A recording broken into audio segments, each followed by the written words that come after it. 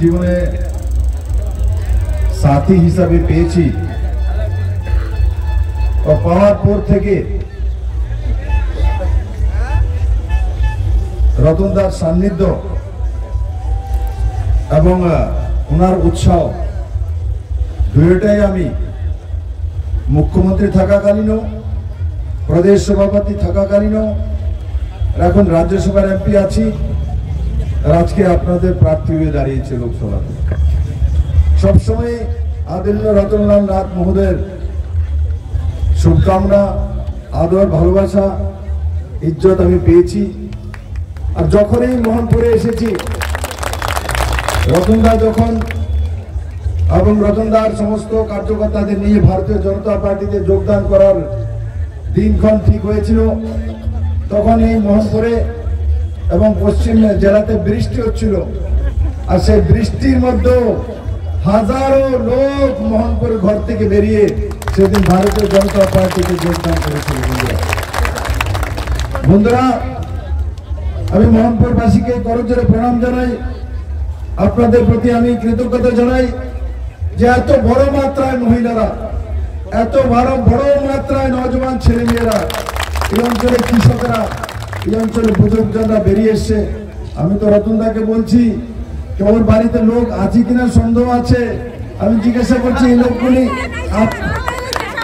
হ্যাঁ ওরা ঠিক কারণ আমি জিজ্ঞাসা রতনদা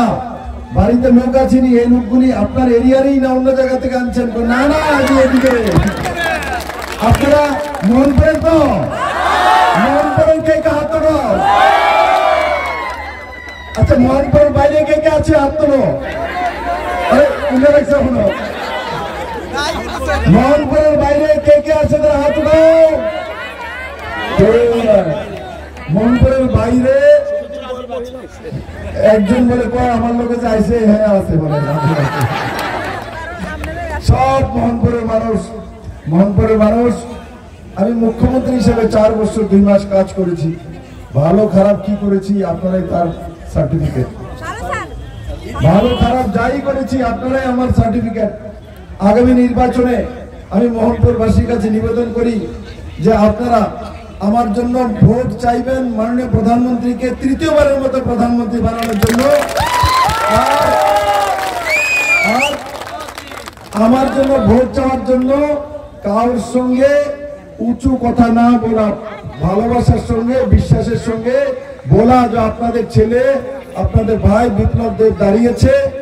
আপনার কাছ থেকে সে আশীর্বাদ চায় এখনো যদি কোনো কংগ্রেস কমিউনিস্ট রয়ে গেছে তার বাড়িতেও যাওয়া আমার তরফ থেকে বলা বিপ্লব দেব তো মুখ্যমন্ত্রী ছিল 4 বছর 2 মাস যদি তার কাজ ভালো থাকে তাহলে তাকে আশীর্বাদ দেন আর যদি তার কাজ খারাপ লাগে তাহলে তাকে ভোট দেওয়ার দরকার নেই ত্রিপুরার মানুষ যদি আমার কাজকর্ম যাই করেছি তাতে যদি সন্তুষ্ট হয় তবেই যেন বিপ্লব দেবকে ভোট দেয় তখন আমি বুঝতে পারবো আমি সঠিক ছিলাম না ব্যাঠিক ছিলাম মেরে মিত্র তার জন্য আমি মোহনপুরবাসীকে আবারও অনেক অনেক শুভেচ্ছা জানাই এই লম্বা ওখান থেকে সবাই দাঁড়িয়ে দাঁড়িয়ে আসছিল বাইকে আসছিল হাজারো লোক আজকে পুরো মোহনপুর জনপ্রবণ হয়ে গেছে আপনাদেরকে আমি প্রণাম জানাই আর তার সঙ্গে সঙ্গে আমি বলবো এবারে নির্বাচনে 19 তারিখ যখন ভোটিং হবে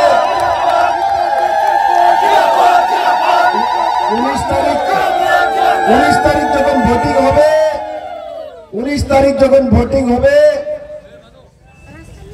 আমার জন্য কে কে ভোট চাইবে বাড়ি বাড়ি হাত তোলো তো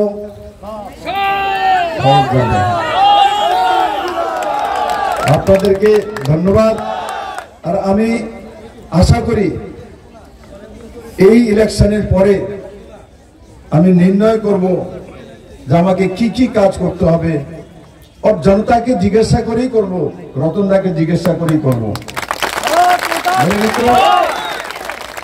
মোহনপুরে আমি আসি অনেক আসি কিন্তু এবার আসার সময় ধীরে ধীরে এসে এখন মিছিল ছিল আমি দুই ধারে যাকে দেখছি কোনো রাস্তা হচ্ছে তারপর বলছে এটা লাইব্রেরি হচ্ছে এটা টাউন হল হচ্ছে এটা ব্লক অফিস হচ্ছে এটা মডার্ন যে মডেল কোর্ট সে হচ্ছে আরে মোহনপুরে যেদিকে চাকায় দুই দিকে মনে হয় যেমন আগরতলা শহরের অর্ধেকটা নিয়ে এসেছে। তাই বন্ধুরা, আপনারা ভাগ্যবান, রতনদার মতো কর্মঠ এমএলএ পেয়েছেন, কর্মঠ মন্ত্রী পেয়েছেন। আপনাদেরকে আজকে আমার আরো কার্যক্রম আছে, এখানে সংগঠনের কার্যক্রম আছে, আমি আসব। আর আমার জন্য আপনারা সবাই মাননীয় প্রধানমন্ত্রী নরেন্দ্র ভাই মোদীর জন্য যাতে সমস্ত ভোট আর 100% ভোটিং করানো, এমন যাতে না হয় বাড়িতে রয়ে গেছে যারাই থাকবে, টিপ্রামাথা, বিজেপি, আইপিএফটি সবাইকে নিয়ে আজকে সকালে আমার কাছে আইপিএফটি প্রেসিডেন্ট প্রেম কুমার রিয়াং এসেছিল, তার সাথীদেরকে নিয়ে আমাকে বলেছে, দাদা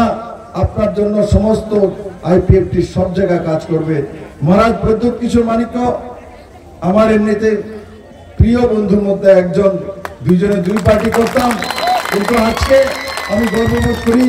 মহারাজ আমার গলাতে এসে বসে গেছে, মহারাজ আমার গলাতে এসে গেছে। আর মহারাজ প্রদ্যুৎ কিশোর মানিক্য ব্যক্তিগতভাবে আমি ওনাকে চিনি, ব্যক্তিগতভাবে উনি আমাকে আদর সম্মান ওনার পরিবার করে, ওনার বোনও দাঁড়িয়েছে পূর্ব লোকসভাতে। আমি আশা করি আপনারা সবাই মিলে পূর্ব এবং পশ্চিম দুইও লোকসভাতে আত্মীয় স্বজন পরিজন যারাই আছে ভারতীয় জনতা পার্টির দোনো কেন্দ্রে নরেন্দ্র মোদীকে প্রধানমন্ত্রী বানার জন্য সবাইকে নিয়ে ভোটাধিকার প্রয়োগ করা। একবার আমার সঙ্গে বলুন, ভারত মাতা কি, ভারত মাতা কি। এদিকে অনেকে তুলে না ভাবতে এসে, ভারত মাতা কি, ভারত মাতা কি, নরেন্দ্র ভাই মোদী কি, জেপি নড্ডা কি, ডক্টর মানিক শাহ কি, রাজীব ভট্টাচার্য কি, রতন নাথ কি, মনপুরবাসী কি, সবাইকে অনেক অনেক ধন্যবাদ।